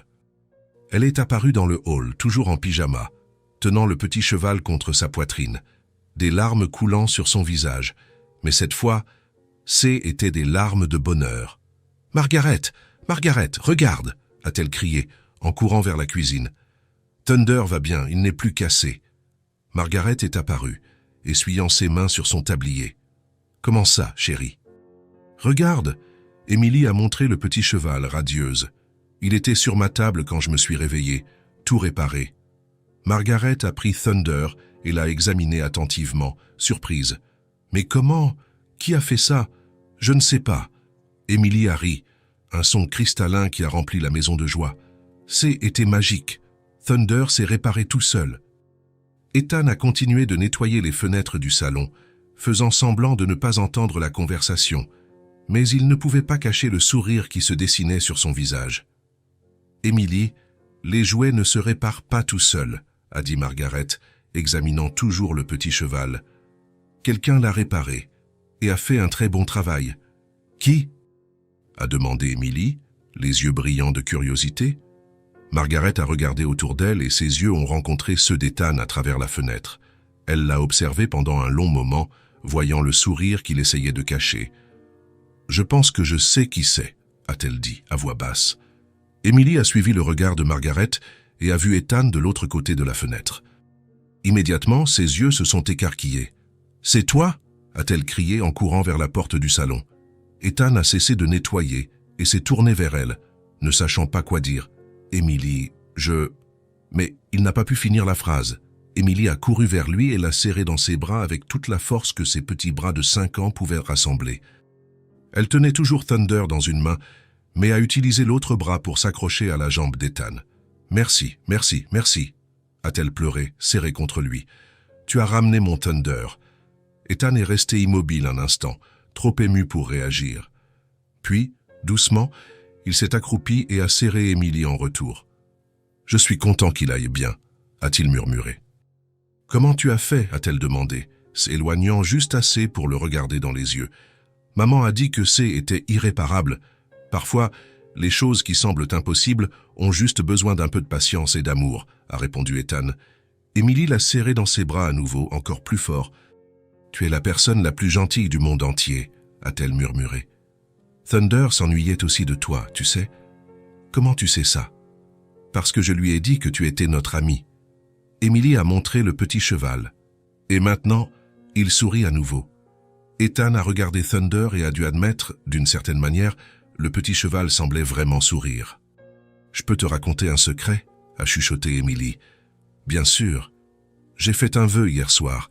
J'ai demandé à ce que Thunder redevienne comme neuf. » Elle a souri, ses yeux clairs brillants. « Et tu as fait que mon vœu se réalise. » À ce moment-là, en regardant la petite fille rayonnante de bonheur serrant le petit cheval réparé, Ethan a su qu'il avait fait la bonne chose. Peu importait le nombre d'heures de sommeil qu'il avait perdu, la quantité de colle qu'il avait utilisée, ou combien son dos lui faisait mal d'avoir été penché sur la table de la cuisine toute la nuit. Emily était à nouveau heureuse. Thunder était entier, et le lien entre eux était devenu quelque chose d'incassable. « Je peux te serrer à nouveau dans mes bras ?» a demandé Emily. « Toujours », a répondu Ethan. Et quand elle s'est jetée dans ses bras une fois de plus, il a su qu'il avait gagné quelque chose de bien plus précieux que n'importe quel salaire. Il avait gagné la confiance totale d'une enfant qui avait désespérément besoin de croire qu'il existait encore de bonnes personnes dans le monde. Thunder a secoué sa crinière brune sur le bras d'Emily, et pendant un instant, Ethan a presque pu entendre la voix de Charles Blackwood murmurer un « merci » dans le vent. 3 jours s'étaient écoulés depuis que Thunder était magiquement réapparu, réparé sur la table d'Emily. Pour Ethan, ça a été 3 jours à observer une transformation complète chez la petite fille. Elle se baladait dans la maison en chantonnant doucement, souriait à tous les employés et portait Thunder partout comme si c'était un porte-bonheur. Le changement était si évident que même Veronica, toujours plongée dans ses propres affaires, a commencé à le remarquer. Le jeudi matin, Ethan nettoyait le hall d'entrée quand il a entendu la voix d'Emily résonner dans l'escalier. Elle descendait en courant, comme toujours, mais cette fois il n'y avait pas de tristesse dans ses pas, juste de la pure joie. « Maman, maman, regarde ce que Thunder a fait ce matin !» a-t-elle crié, sautant les dernières marches. Veronica se tenait près du grand miroir, ajustant son blazer blanc avant de partir pour une autre journée de réunion. Elle s'est retournée avec cette expression légèrement irritée qu'elle faisait toujours quand Emily interrompait sa routine matinale. « Emily, tu sais que je n'aime pas que tu hurles dans la maison. »« Désolée, maman. » Emily a baissé la voix, mais n'a pas pu cacher son enthousiasme. « Mais tu dois voir, Thunder a sauvé une fourmi qui était en train de se noyer dans la fontaine. » Veronica a regardé le petit cheval en bois qu'Emily tenait avec tant d'affection et a froncé les sourcils. « Comment ça, chérie? Il a plongé dans l'eau et a ramené la fourmi au bord. » Emily a fait galoper Thunder dans l'air. « J'ai tout vu. Papa disait toujours que Thunder était très courageux. » Ça a été la première fois depuis des semaines qu'Emily mentionnait son père sans pleurer. Veronica l'a remarqué immédiatement. « Emily, tu es différente ces derniers jours. » « Différente comment ?»« Plus joyeuse. » Veronica s'est accroupie pour se mettre à la hauteur de sa fille, ce qu'elle faisait rarement. « Tu souris à nouveau. » Emily a serré Thunder contre sa poitrine. « C'est parce que Thunder est de nouveau en bon état. Maintenant, on peut jouer ensemble à nouveau, comme je le faisais avec papa. » Veronica est restée silencieuse un instant, observant le bonheur sincère sur le visage de sa fille. Ça faisait des semaines qu'elle n'avait pas vu Emily comme ça. « Emily ?» a-t-elle dit lentement. « Qui a réparé le petit cheval ?» La question est venue de manière décontractée, mais Ethan, qui faisait semblant d'être occupé à polir la rampe, a senti son cœur s'accélérer. Emily n'a pas hésité une seconde. « C'est le nettoyeur, maman !» Le chiffon de nettoyage a glissé de la main d'Ethan et est tombé sur le sol en marbre avec un bruit sec. Veronica s'est immédiatement tournée vers lui, les yeux plissés. « Le nettoyeur, oui !» Emily a acquiescé avec enthousiasme. « Ethan a réparé Thunder pour moi. Il a fait de la magie. Thunder était cassé et maintenant il est comme neuf. » Veronica s'est levée lentement, les yeux fixés sur Ethan. Il s'est accroupi pour ramasser le chiffon, les mains tremblant légèrement. « Est-ce que c'est vrai ?» a demandé Veronica, la voix neutre. Ethan a dégluti et a acquiescé. « Oui, Madame Blackwood. Maman, il est très gentil, a continué Emily, courant vers Ethan et s'accrochant à la manche de son uniforme. Il a rendu Thunder parfait à nouveau. Véronica a observé la scène pendant un long moment. Sa fille, qui avait passé des semaines la tête baissée et pleurant, rayonnait maintenant de bonheur. Et tout ça à cause de l'homme en uniforme bleu qu'elle remarquait à peine la plupart du temps. « Ethan », a-t-elle dit, finalement, « j'ai besoin de vous parler dans mon bureau, tout de suite. » Le ton était ferme, mais pas hostile. Malgré tout, Ethan a senti un frisson dans son estomac. Allait-il être viré? Avait-il franchi une ligne qu'il n'aurait pas dû franchir? « Maman, il n'a rien fait de mal », a protesté Emily, comme si elle pouvait lire dans ses pensées. « Il a juste aidé Thunder à aller mieux. Emily, va prendre ton petit déjeuner avec Margaret », a dit Véronica. « J'ai besoin de parler avec Ethan de travail. » Emily a regardé avec inquiétude entre sa mère et Ethan, mais a obéi. Avant de partir, elle a couru vers Ethan et a chuchoté « Ne t'inquiète pas, Thunder te protégera. » Véronica a regardé sa fille sortir de la pièce, puis s'est dirigée vers son bureau sans rien dire de plus. Ethan l'a suivi, le cœur battant fort dans sa poitrine. Le bureau de Véronica était imposant. Des étagères en acajou, un immense bureau en verre, une vue sur les jardins. Véronica s'est assise derrière le bureau et a fait un geste à Ethan pour qu'il s'asseye sur la chaise en face. Il est resté debout. « Vous pouvez vous asseoir », a-t-elle dit. « Je préfère rester debout, madame. » Véronica l'a observé un instant, puis a soupiré. « Ethan, depuis combien de temps travaillez-vous ici ?»« 8 mois, madame. » « Et pendant ces 8 mois, vous avez toujours été un employé exemplaire. Ponctuel, efficace, discret. » Ethan ne savait pas où elle voulait en venir, alors il a simplement acquiescé. « C'est pourquoi je suis curieuse, » a continué Véronica. « Qu'est-ce qui vous a poussé à décider de réparer le jouet de ma fille ?» La question était directe, mais il y avait quelque chose de différent dans le ton de Véronica. Ce n'était pas de l'hostilité, c'était une curiosité sincère. « J'ai vu son état quand le jouet s'est cassé, » a répondu Ethan, honnêtement. « Et je savais à quel point il était important pour elle. » « Comment le saviez-vous » Ethan a hésité. Devrait-il parler de ses conversations avec Emily, des histoires qu'elle avait partagées sur son père? « Elle m'a parlé du petit cheval plusieurs fois, » a-t-il dit, choisissant ses mots avec soin. De comment son père l'avait fait avec affection. J'ai réalisé que ce n'était pas juste un jouet pour elle. Véronica est restée silencieuse pendant un long moment, regardant ses propres mains. « Ma fille a discuté avec vous ?»« Parfois, madame. Juste de courtes conversations. C'est une petite fille très polie. »« Et de quoi parliez-vous » Ethan ne voulait pas qu'Emily ait des ennuis, mais il ne pouvait pas mentir à Véronica. De choses simples. Du jardin, des dessins qu'elle faisait, de ce qu'est la vie en dehors du manoir. La vie en dehors du manoir? Elle était curieuse de savoir comment vivent les gens qui n'ont pas beaucoup d'argent. Elle m'a demandé à propos de mon appartement, de comment il était différent de cette maison. Véronica s'est levée et a marché jusqu'à la fenêtre qui donnait sur le jardin. Elle est restée là un instant, observant l'endroit où Emily jouait toujours. « Au cours des 2 dernières années, » a-t-elle dit, sans se retourner, « depuis la mort de mon mari, je me suis complètement consacrée au travail. Je pensais que je faisais ça pour Emily, pour assurer son avenir, pour maintenir le niveau de vie auquel elle était habituée. » Ethan n'a rien dit, sentant que Véronica avait besoin de parler. Mais en l'observant ces derniers jours, en voyant à quel point elle est heureuse à cause d'un geste de votre part, j'ai réalisé quelque chose que je ne voulais pas admettre. Véronica s'est retournée pour lui faire face. Vous avez donné à ma fille ce que je n'ai pas pu. Vous lui avez donné de l'attention, de l'affection, du temps. Madame Blackwood, s'il vous plaît, laissez-moi finir. Véronica est retournée derrière son bureau. Emily sourit plus grâce à vous qu'elle n'a souri à cause de moi depuis des mois. Ça fait mal. Mais c'est la vérité. Ethan s'est senti mal à l'aise avec la tournure que prenait la conversation. Vous êtes une bonne mère. Vous travaillez juste beaucoup. Je suis une mère absente, a corrigé Véronica, avec une honnêteté brutale. Et vous, un étranger qu'elle connaît depuis quelques semaines, avez réussi à faire quelque chose que je n'ai pas pu. Vous lui avez redonné sa joie. Véronica a ouvert un tiroir du bureau et a sorti un carnet de chèques. Je veux vous récompenser pour ce que vous avez fait. Combien voudriez-vous? Rien, madame. Véronica a levé les yeux, surprise. Comment ça? Rien. Je ne veux pas d'argent pour ce que j'ai fait. Ethan a parlé avec fermeté. Je l'ai fait parce qu'Emily est une enfant spéciale qui souffrait. Ce n'était pas un travail, c'était un acte de gentillesse. Ethan, soyez raisonnable. Vous avez passé des heures à réparer ce jouet. Vous méritez une compensation. Avec tout le respect que je vous dois, madame, je n'accepte pas. Si j'accepte de l'argent pour ça, ça aura l'air que je l'ai fait par intérêt. Et ce n'est pas le cas.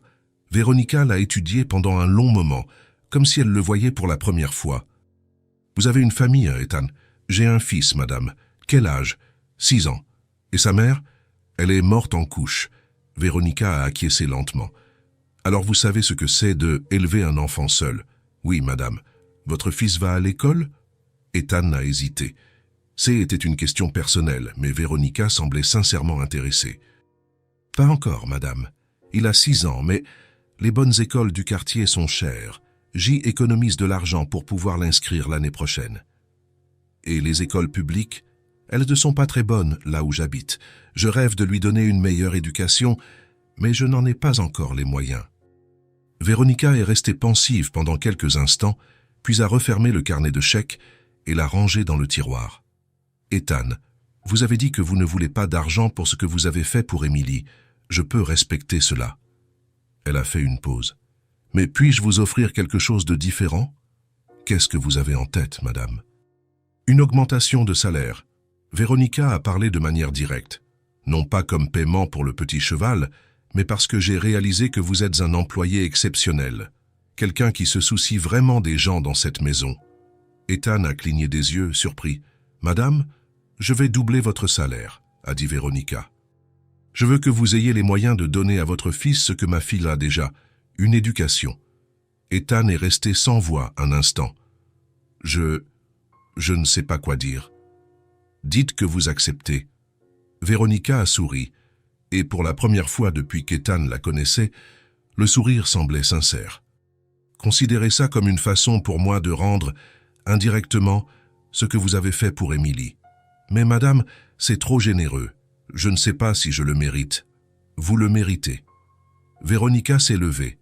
N'importe quelle personne qui passe la nuit à réparer le jouet cassé d'une enfant, qui n'est même pas la sienne, mérite bien plus que ce que je peux offrir.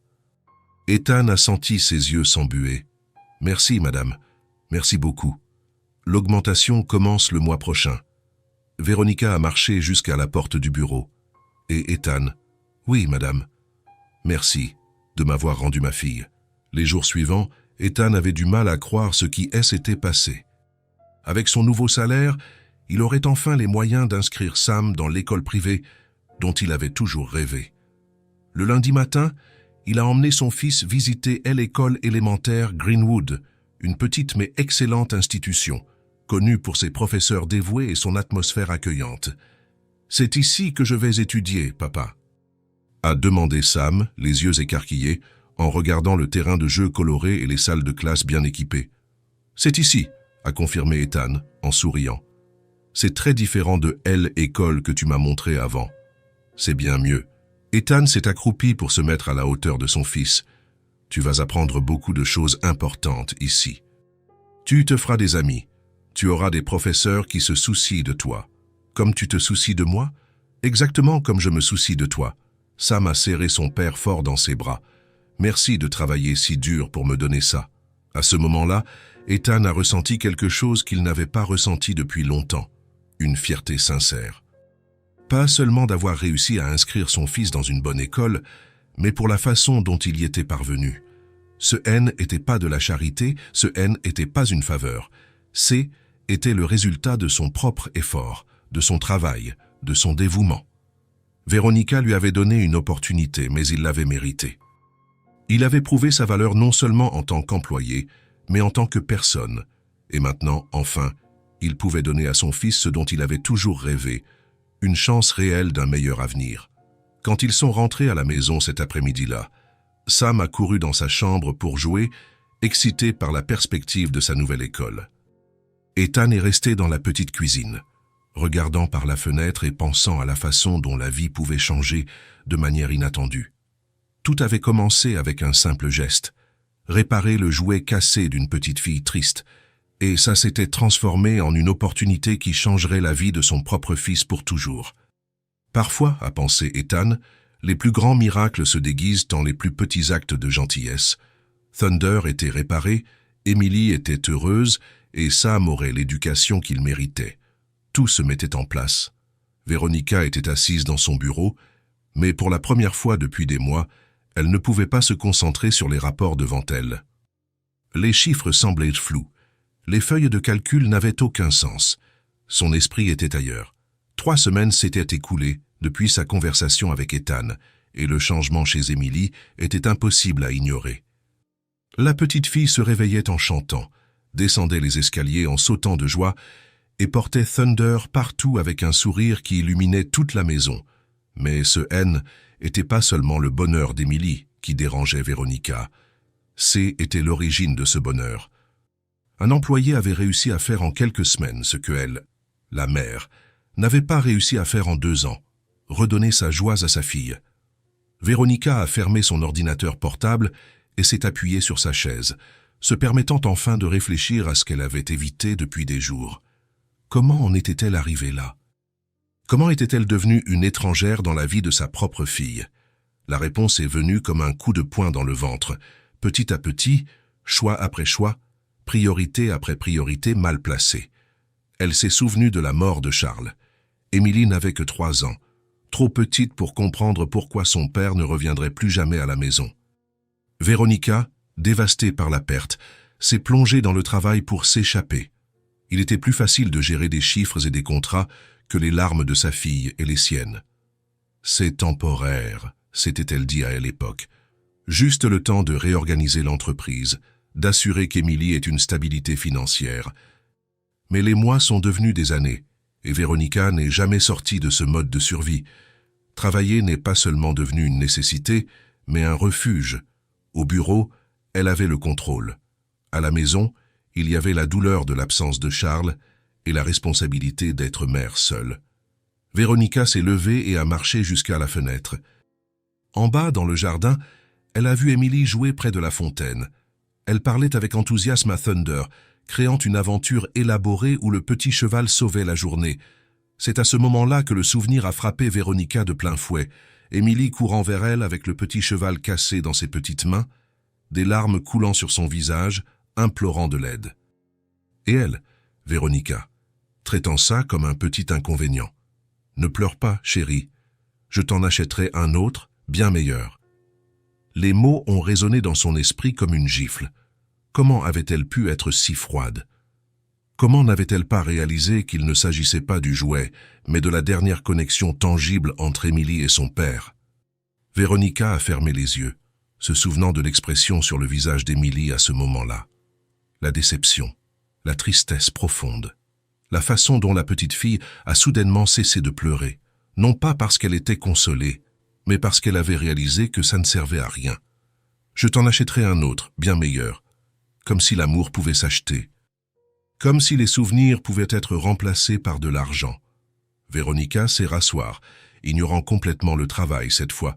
Depuis combien de temps n'avait-elle pas eu une vraie conversation avec Emily? Depuis combien de temps n'avait-elle pas demandé à sa fille quels étaient ses rêves, ce qui la rendait heureuse ou triste?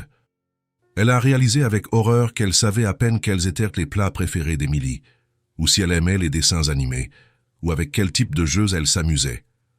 C était Margaret qui savait ces choses. C était Margaret qui écoutait Emily quand elle se réveillait d'un cauchemar. C était Margaret qui connaissait sa fille. Et maintenant, C était Ethan qui parvenait à la faire sourire. Tout le monde, sauf la mère elle-même. Veronica s'est souvenue à quel point C était différent quand Charles était vivant. Il trouvait toujours du temps pour Emily, peu importe à quel point il était occupé. Il rentrait du travail et cherchait immédiatement sa fille pour qu'elle lui raconte sa journée. Le week-end, il créait des aventures imaginaires, racontait des histoires, jouait dans le jardin. Les enfants n'ont pas besoin de choses chères, disait-il souvent. Ils ont besoin de temps et d'attention. À l'époque, Veronica pensait qu'il exagérait. Après tout, pouvoir donner le meilleur de tout à Emily était un privilège que peu de parents avaient. Pourquoi ne pas utiliser ce privilège? Maintenant, elle comprenait. Emily avait tout ce que l'argent pouvait acheter, mais elle n'avait pas ce qui importait vraiment, la présence émotionnelle de sa mère. Le téléphone a sonné, interrompant ses pensées. C était le bureau, probablement avec une urgence que seule elle pouvait résoudre. Véronica a regardé l'écran, a hésité un instant, puis a fait quelque chose qu'elle n'avait jamais fait. Elle a éteint le téléphone et l'a mis en mode silencieux. Elle s'est levée et a marché jusqu'à la fenêtre à nouveau. Emily était toujours dans le jardin, faisant maintenant galoper Thunder sur le bord de la fontaine. La petite fille riait toute seule, complètement absorbée par son monde imaginaire. Si j'avais perdu ce sourire, a pensé Véronica, en observant sa fille, aucun argent n'aurait pu le ramener. La révélation a été comme un éclair. Pendant 2 ans, elle s'était concentrée sur la construction d'un empire financier pour Emily, mais elle avait failli perdre Emily elle-même dans le processus. Elle avait presque permis à sa fille de grandir en se sentant invisible dans sa propre maison. Ethan lui avait montré cela sans dire un seul mot de critique. Juste en étant présent, en étant attentif, en étant ce dont une enfant avait besoin qu'un adulte soit. Véronica a pris une décision. Elle est descendue les escaliers et est sortie dans le jardin. Emily l'a vue s'approcher et a cessé de jouer, surprise. Sa mère venait rarement dans le jardin, surtout pendant les heures de travail. « Salut, maman », a dit Emily, serrant Thunder contre sa poitrine. « Tu as fini de travailler ?»« Je n'ai pas fini », a répondu Véronica, s'asseyant sur l'herbe à côté de sa fille. « Mais j'ai décidé qu'il y a des choses plus importantes que le travail. » Emily l'a regardée avec curiosité. « Comme quoi ?»« Comme passer du temps avec toi. » Véronica a souri, et pour la première fois depuis longtemps, ce n'était pas un sourire forcé pour les caméras ou les clients. C était sincère. « Je peux jouer avec vous ?»« Avec Thunder et moi ?» Les yeux d'Emily se sont illuminés. « Si vous deux m'acceptez dans l'aventure », Emily a acquiescé avec enthousiasme et a commencé à expliquer le jeu. Thunder explorait une île mystérieuse, cherchant des trésors cachés et aidant des animaux en danger. Véronica a été surprise par la créativité de sa fille, par la richesse des détails des histoires qu'elle inventait. Comment n'avait-elle pas remarqué avant à quel point Emily était intelligente et imaginative? « Maman, tu peux faire la voix de la princesse que Thunder va sauver ?» a demandé Emily. « Je ne sais pas si je suis bonne à ça. S'il te plaît ?» Papa faisait toujours des voix différentes. Véronica a ressenti une petite douleur dans sa poitrine en entendant Emily mentionner Charles, mais cette fois, ce N était pas seulement de la douleur, C était aussi de la détermination. « Bien sûr que je peux essayer. » Ils ont passé l'heure suivante à jouer ensemble. Véronica a fait des voix stupides, a inventé des personnages, a ri des blagues innocentes d'Emily. Elle a senti des muscles de son visage qu'elle n'avait pas utilisés depuis des mois, des muscles du sourire et du rire sincère. À un moment donné, Emily a cessé de jouer et l'a regardée sérieusement. « Maman, je peux te poser une question ?»« Bien sûr, chérie. Tu vas devoir aller travailler maintenant. » La question a brisé le cœur de Véronica.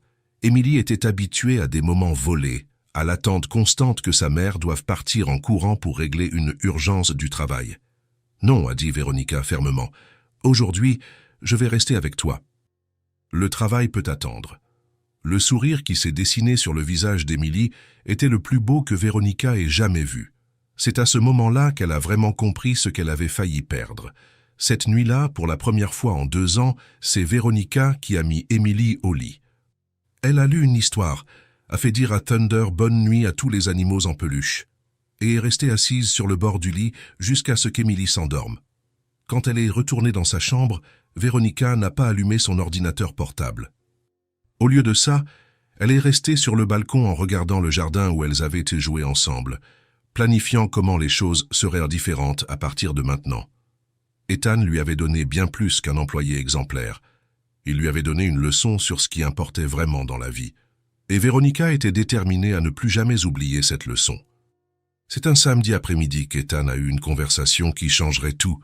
Il finissait de ranger les équipements de nettoyage quand Véronica est apparue dans le débarras, ce qui était inhabituel pour elle. « Ethan, je peux vous parler ?»« Bien sûr, Madame Blackwood. Emily m'a demandé aujourd'hui si Sam pouvait venir ici pour jouer avec elle. » Véronica a parlé de manière directe. « Mais il y avait quelque chose de différent dans son ton, plus doux. J'ai dit que je devais d'abord vous en parler. Ethan a été surpris. Sam demandait toujours après Emily, curieux de la petite fille que son père mentionnait parfois. Mais il n'avait jamais imaginé qu'elle aussi était curieuse de lui. « Je ne veux pas créer de problème, madame. Si vous pensez que ce n'est pas approprié... En fait, je pense que ce serait bon pour Emily. » Véronica l'a interrompue. Elle passe beaucoup de temps seule.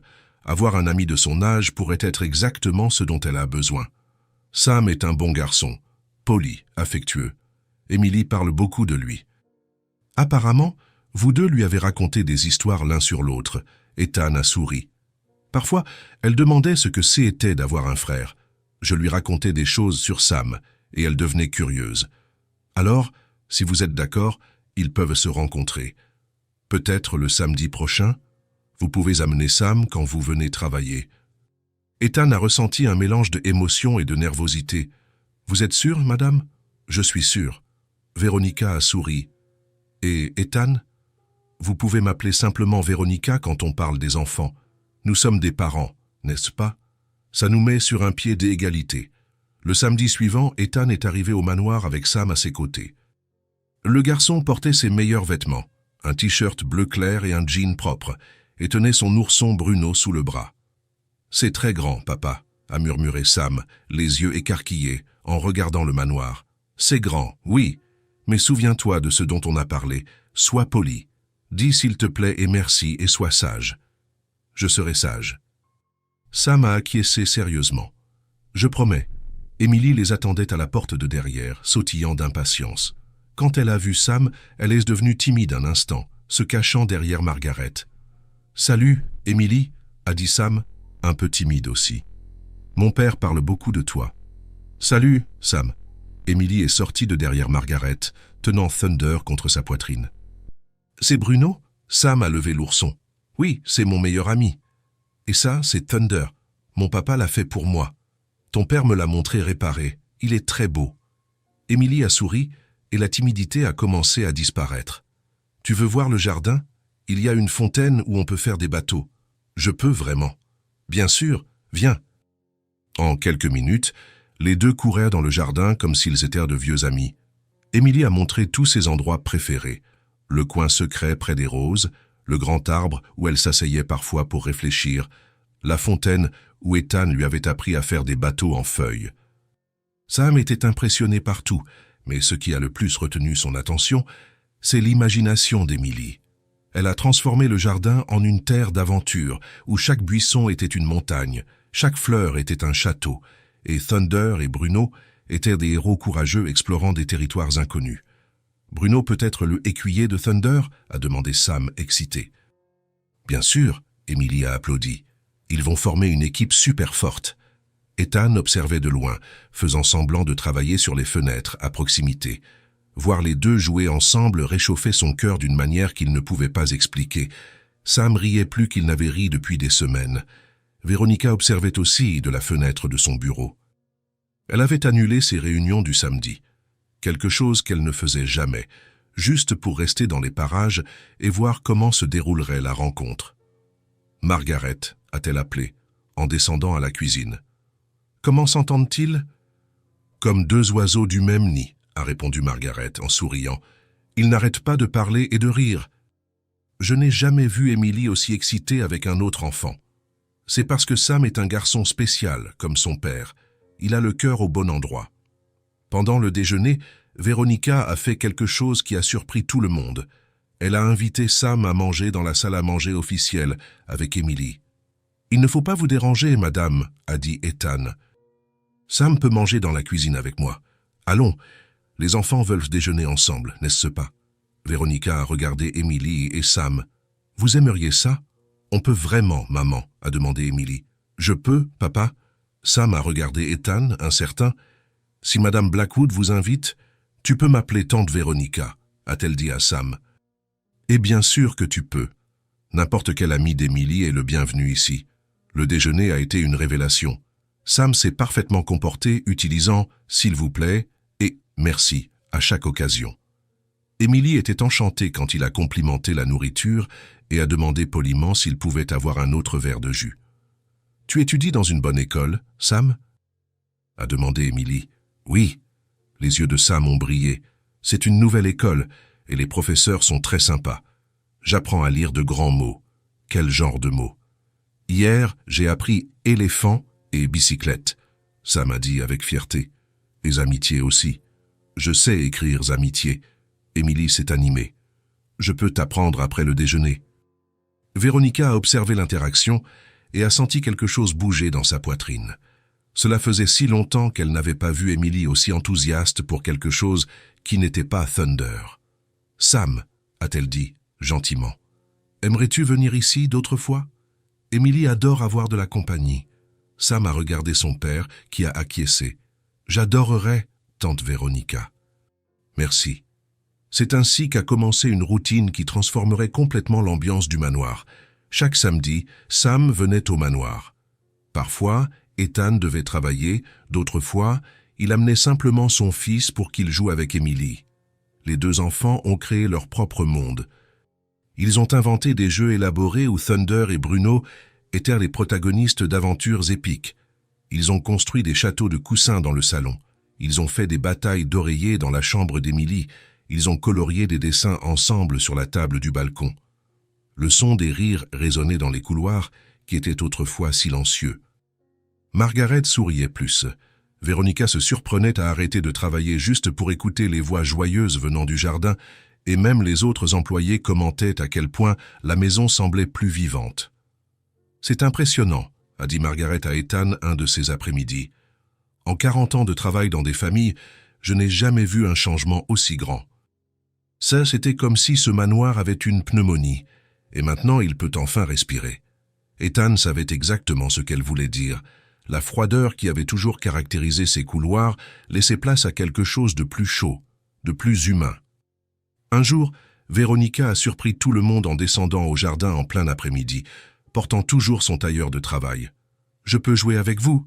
a-t-elle demandé à Émilie et Sam. « Bien sûr, maman. » Émilie a couru vers elle. « On joue à l'école. Sam est le professeur et je suis elle élève. »« Et qu'est-ce que la professeure Sam enseigne aujourd'hui ?» a plaisanté Véronica. « Le professeur Sam, a-t-il corrigé en riant. J'apprends à Émilie à faire des additions. Et moi, je lui apprends à faire des voix différentes pour les personnages des histoires, a ajouté Émilie. Véronica s'est assise sur l'herbe, sans se soucier de tâcher son tailleur coûteux. Je peux être la directrice de l'école. Les enfants ont éclaté de rire et ont couru pour la serrer dans leurs bras. Ethan observait ces scènes de loin, toujours ému. Voir Sam si heureux, si intégré, grandissant dans un environnement où il y avait de l'affection et de l'acceptation, remplissait son cœur de gratitude. Les mois ont passé rapidement. Sam s'est parfaitement adapté à la nouvelle école, et chaque week-end, il courait pour montrer ses cahiers à son père. « Regarde, papa, » disait-il, en ouvrant son cahier de calligraphie. « La maîtresse a dit que mon écriture devient très belle. Elle l'est vraiment, mon fils. Je suis très fier de toi. Et regarde cette rédaction sur ma famille. J'ai écrit sur toi et sur Émilie aussi. La maîtresse a dit que la famille, ce n'est pas seulement ceux qui vivent dans la même maison, c'est ceux qu'on aime. » Ethan lisait les rédactions les yeux embués. Sam écrivait sur son père qui travaillait dur pour lui donner le meilleur, sur l'ami spécial qui avait une grande maison, mais un cœur encore plus grand, sur le fait que c'est était bon d'avoir des gens qui se soucient de vous. Émilie était également radieuse. Elle portait Thunder partout, mais maintenant il avait de la compagnie. Bruno restait à ses côtés dans les aventures imaginaires. Les deux enfants ont créé des histoires élaborées, où les deux jouets étaient des compagnons inséparables, sauvant le monde ensemble. « Tu sais ce que j'aime le plus chez Sam ?» a dit Émilie à Ethan un jour. « Il écoute mes histoires et les rend encore meilleures, comme papa le faisait. Il t'aime beaucoup aussi. On a promis d'être les meilleurs amis pour toujours. » Émilie a serré Thunder dans ses bras. Thunder et Bruno sont aussi les meilleurs amis maintenant. C'est une amitié très spéciale. Oui, Émilie a souri. Et tu sais pourquoi elle est vraiment spéciale. Pourquoi? Parce qu'elle a commencé à cause de toi. Si tu n'avais pas réparé Thunder, j'aurais été trop triste pour me faire des amis. Un dimanche après-midi, Ethan était assis sur le balcon arrière, regardant les enfants jouer dans le jardin, quand Véronica s'est approchée. « Je peux m'asseoir » a-t-elle demandé. « Bien sûr. » Ils sont restés silencieux pendant quelques minutes, se contentant d'observer Emily et Sam courir après les papillons, criant de joie chaque fois qu'ils parvenaient à s'approcher d'un « Merci » a dit Véronica, soudainement. « Pourquoi ? Pour avoir amené votre fils ici, pour avoir permis à Emily d'avoir un vrai ami. » Elle a fait une pause. « De m'avoir montré à quel point ma fille peut être heureuse. Sam est aussi très heureux. Il n'a jamais eu une amitié comme ça. Ils se complètent, n'est-ce pas ?» Véronica a souri. Emily a vu Sam qui a peu d'argent mais beaucoup d'amour. Sam enseigne à Emily que les meilleures choses de la vie sont gratuites. Ce sont deux enfants spéciaux. Avec des parents qui les aiment beaucoup. Véronica a regardé Ethan. C'est ce que nous avons en commun, n'est-ce pas? Au-delà de toute différence de classe, d'argent, de position sociale. Nous sommes des parents qui feraient n'importe quoi pour nos enfants. Ethan a acquiescé, sentant un nœud dans sa gorge. C'est exactement ça. Parfois, je pense que Sam enseigne autant à Emily qu'elle ne lui enseigne. Elle apprend qu'il existe différentes façons de vivre, de être heureux, et il voit qu'il peut rêver grand, qu'il peut avoir des ambitions. Et ils nous ont appris que la vraie amitié n'a rien à voir avec l'argent. Et ils nous ont appris que parfois les meilleures choses de la vie viennent de là où on s'y attend le moins. À ce moment-là, Emily et Sam ont couru vers eux, haletants et souriants. « Papa, tante Véronica !» a crié Sam. « On a trouvé un nid d'oiseaux. Et il y a 3 bébés à l'intérieur, » a ajouté Emily. « Ils sont tout petits et mignons. Vous pouvez venir voir ?» a demandé Sam. Véronica et Ethan se sont levés, chacun étant tiré par un enfant excité.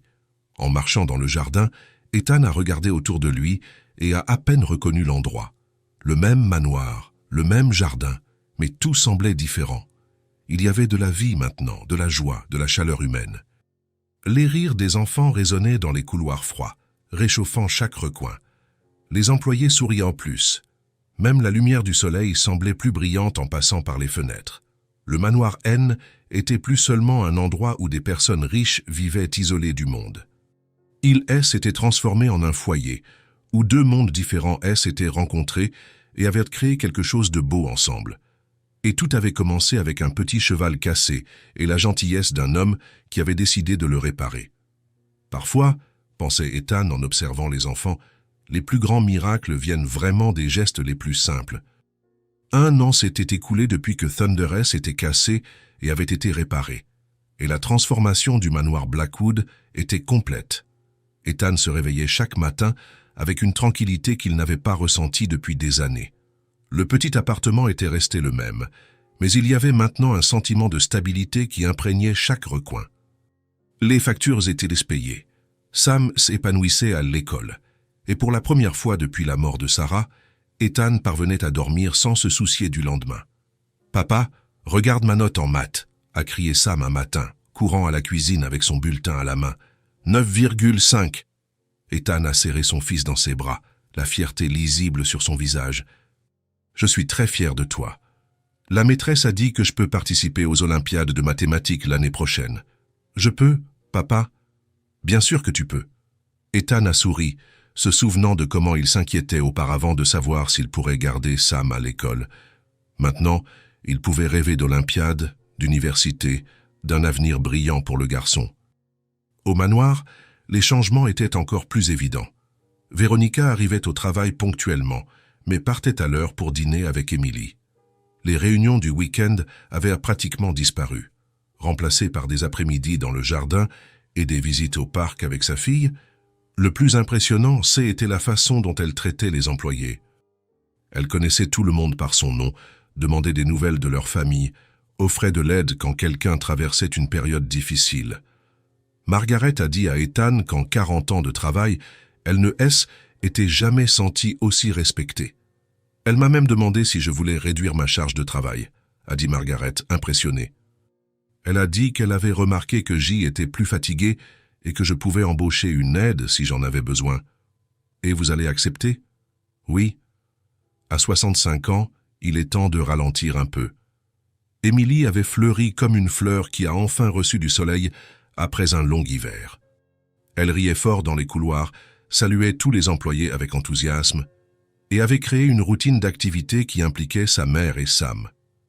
L'après-midi, les trois se retrouvaient dans le jardin pour ce qu'Emily appelait l'heure des aventures.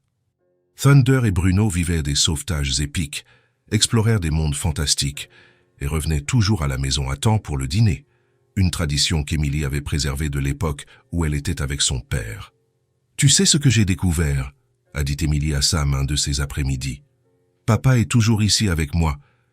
Il est dans Thunder, dans les histoires que je raconte et dans l'amour que je ressens pour vous. » Sam, maintenant âgé de 7 ans et plus sage, a acquiescé gravement. « Ma mère est aussi toujours avec moi, même si je ne me souviens pas d'elle. Papa a dit que l'amour ne disparaît pas quand les gens s'en vont. C'est vrai ?» Emily a serré Thunder dans ses bras. « Et maintenant, je vous ai aussi. C'est comme si ma famille s'était agrandie. » Par un après-midi d'automne doré, Veronica et Ethan étaient assis sur le balcon arrière, observant les enfants jouer dans le jardin. Emily avait créé une nouvelle aventure où Thunder et Bruno devaient sauver toutes les feuilles qui tombèrent des arbres, et les deux couraient sur la pelouse, ramassant des feuilles jaunes et rouges. « Parfois, je n'y crois toujours pas, » a dit Veronica, en regardant Emily rire pendant que Sam l'aidait à porter un immense tas de feuilles. « À quel point tout a changé. »« Les enfants ont ce pouvoir, » a répondu Ethan. « Ils nous rappellent ce qui est vraiment important. Vous êtes entrés dans cette maison comme si vous étiez invisible, et vous avez fini par tout changer. » Veronica s'est tournée pour le regarder. « Vous avez changé, Emily. Vous m'avez changé. Vous avez même changé les autres employés. Comment avez-vous fait ça ?» Ethan est resté pensif un instant, observant Sam aider Emily à construire une montagne de feuilles. Parfois, ce n'est pas la taille du geste, c'est le cœur qu'on y met. Il a souri. « J'ai juste réparé un jouet cassé, mais je l'ai fait avec amour, et l'amour a le pouvoir de réparer bien plus que du bois. » Veronica a acquiescé, les yeux embués. « Thunder nous a tous appris, n'est-ce pas, que les choses les plus précieuses ne sont pas les plus chères. Ce sont celles faites avec amour, avec dévouement, avec du temps et de l'affection, et que tout le monde mérite une seconde chance. » Thunder était cassé, mais il n'était pas perdu, comme nous tous. Le soleil a commencé à se coucher, peignant le ciel de tons dorés et rosés. Emily et Sam ont couru dans le jardin une dernière fois avant l'heure du dîner, leur rire résonnant dans la propriété. Thunder galopait dans la main d'Emily, sa crinière brune se balançant au vent, les marques de la réparation presque imperceptibles dans la lumière dorée. Le voilà, un simple petit cheval en bois, fait par un père aimant, brisé par la vie, réparé par la gentillesse d'un étranger. Il n'était pas parfait, il avait encore des cicatrices qui racontèrent son histoire, mais il était entier, il était aimé, et il portait avec lui la preuve que même les choses les plus brisées peuvent devenir un symbole d'espoir. L'avenir avait fleuri au manoir Blackwood, et Thunder galopait joyeusement vers lui. Si cette histoire vous a touché le cœur, abonnez-vous à la chaîne et activez la cloche de notification pour ne pas manquer les prochaines. Laissez un j'aime, car cela aide à recommander cette histoire à davantage de personnes. À la prochaine histoire.